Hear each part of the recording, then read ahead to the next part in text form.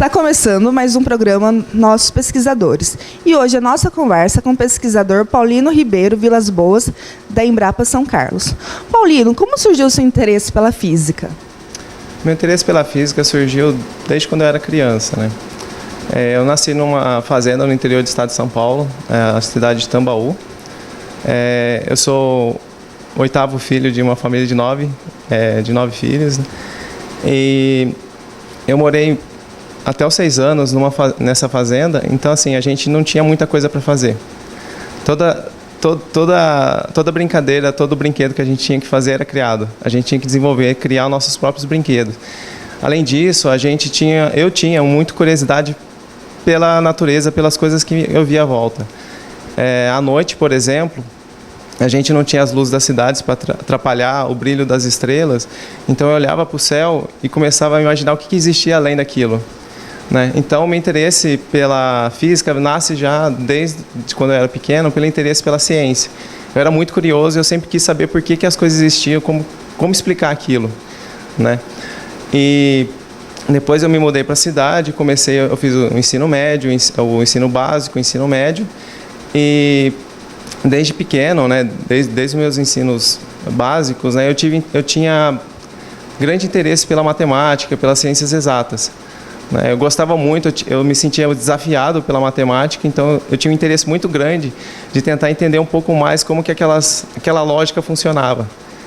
Daí, também eu tive um pouco de influência dos meus irmãos que foram fazer física, né? 2 deles começaram física antes de mim, outro estava fazendo engenharia, e quando eu estava na época de prestar vestibular, eu tive um pouco de influência deles, né? Mas eu optei pela física.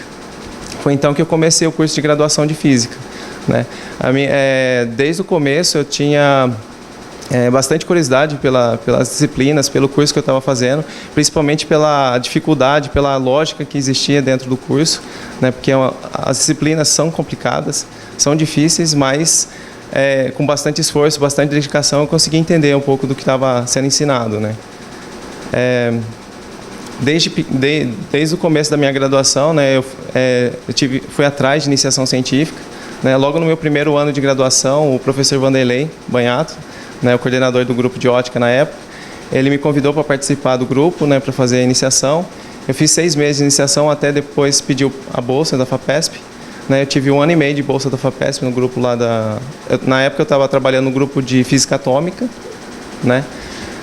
Depois eu fui para a parte mais de física computacional, né? Eu senti necessidade de aprimorar mais o meu conhecimento em computação, então eu deixei a iniciação científica no grupo de ótica e fui para a parte de física computacional. Em seguida, depois eu fui fazer mestrado nessa área também, né? na parte de física computacional, só que eu fui mais para a parte de computação do que física, né? E aí eu senti necessidade de voltar um pouco mais para trabalhar com a interface entre física e computação. Foi quando eu fui no doutorado, né, trabalhar com redes complexas, né? E redes complexas, né, eu posso tentar explicar, né, como se fosse uma rede de interação entre objetos ou elementos, né, que tem algum tipo de interação entre si. Por exemplo, redes sociais. Então você tem as pessoas que elas têm algum tipo de relação, né, amizade, familiar. A gente consegue modelar esse tipo de sistema, né, tipo de sistema complexo, e a partir disso a gente consegue fazer alguns estudos, por exemplo, avaliar como notícia, boato se propaga dentro dessa rede e como que essas informações são formadas dentro da rede, né? Eu trabalhei com redes complexas, né, no doutorado e até no pós-doutorado. E seus irmãos também se tornaram cientistas? Na minha família, né, dos 9 irmãos, apenas um não fez universidade, né? Dos 9, 3 fizeram física, né? 4 fizeram física, né? Depois de mim ainda teve a minha irmã mais nova que fez. Um deles fez engenharia mecânica, outro fez educação física e outros 2 irmãos fizeram direito, né? Os quatro que estão na área de física, né, estão trabalhando como cientistas. Nossa, todos se tornaram físicos de carreira mesmo. Sim, um é professor na Universidade Federal aqui de São Carlos, o outro é professor na Universidade Federal de Uberlândia, E a minha irmã mais nova é professora no Anesp em Tupã. Nossa, que interessante. Uma família bem grande, vários se tornarem físicos. É curioso, mas eu acredito que tem muito a ver com na nossa origem, né?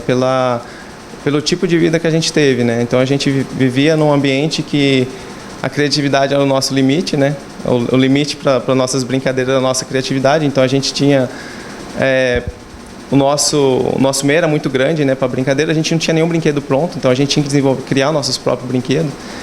E também um irmão incentivava o outro, né? Desde pequeno, por exemplo, eu jogava xadrez. Eu comecei a jogar xadrez antes mesmo de aprender a escrever.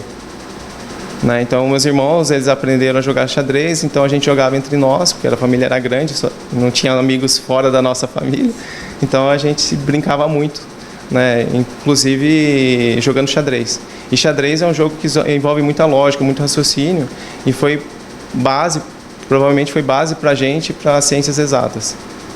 Paulino, seguir carreira acadêmica, fazer mestrado, doutorado, pós-doutorado, auxiliou no seu desempenho profissional? Com certeza. Eu acredito que seja impossível imaginar um físico sem toda essa formação. A carreira de cientista, principalmente na área de física, envolve muito estudo, muita dedicação. Mas, para quem gosta, é uma questão apenas de seguir a vida, porque faz parte do dia a dia, e estudar tem que ser prazeroso, tem que ser parte da vida, né? Como se deu a parceria da Embrapa com o grupo do CEPOF? Eu acredito, essa parceria existia antes mesmo de eu entrar na Embrapa, né? Eu entrei na Embrapa aqui em 2009, final de 2009. Quem começou essa parceria foi a Débora, a pesquisadora a doutora Débora Milori. Ela era aluna do professor Vanderlei Banhato na época. Acho que ela fez mestrado, doutorado com ele, depois acho que até pós-doutorado. Em seguida, ela recebeu um convite para vir para cá e trabalhar como pós-doutorando aqui na Embrapa Instrumentação. E ela tinha muito conhecimento na parte de física atômica, né? E aqui a Embrapa na época tinha um problema de como fazer medidas de ressonância magnética em solos que tem bastante ferro. Então ela começou com esse problema. Nessa época ela pensou em utilizar técnicas fotônicas, porque aí não tem a parte de interação com o campo magnético, né? E ela começou a fazer esses estudos com matéria orgânica naquela época, que acho que foi na época de 2002 até 2006, né? Então, assim, eu acredito que a parceria com o CEPOF nasceu já desde a saída da Débora do grupo, que ela estava lá trabalhando com o professor Vanderlei, e quando ela iniciou aqui os trabalhos daqui. Então ela começou essa parceria, e desde então ela fez parte do grupo do CEPOF, né, da primeira versão e da segunda versão também.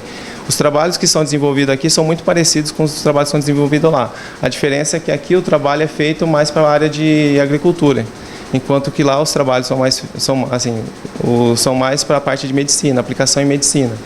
Então, por exemplo, aqui a gente trabalha com diagnóstico de doença em campo, né? Lá o grupo trabalha com diagnóstico de doença em seres humanos. Então, as técnicas são muito parecidas e a forma de tratar esses dados são muito parecidos, né? Então, eu acredito que essa parceria já nasceu desde quando a pesquisadora Débora entrou aqui na Embrapa Instrumentação, e ela manteve essa parceria bastante frutífera. E essa parceria, então, tem sido benéfica? Tem sido muito benéfica, principalmente pelo conhecimento que é gerado tanto aqui quanto lá, porque nós conseguimos compartilhar, né, as dificuldades e as soluções que a gente tem aqui no grupo, né? Vamos para um breve intervalo e voltamos rapidinho.